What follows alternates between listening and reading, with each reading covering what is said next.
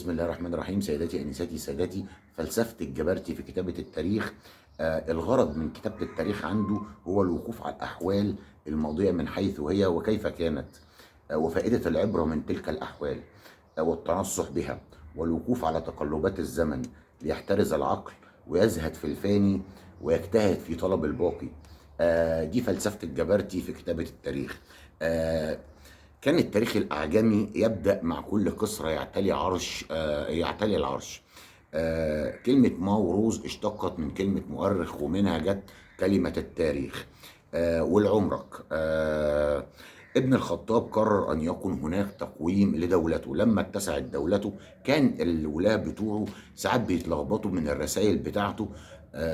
ما يعرفوش مثلا انها كتبت شعبان دوت ولا شعبان، يعني شعبان القادم ولا شعبان اللي احنا فيه، من الرسائل، لان المسافات كانت بعيده وكانوش بيعتمدوا في الحاجات المهمه طبعا على الحمام. فقرر عمر بن الخطاب ان هو يبقى ليه تقويم خاص بدولته، وفعلا عمل التقويم اللي احنا بنطلق عليه دلوقتي التقويم الهجري، واتعمل سنه 17 هجريا، من هجره الرسول صلى الله عليه وسلم سيدنا محمد من مكه الى المدينه. دمتم في امان الله، والسلام عليكم ورحمه الله وبركاته.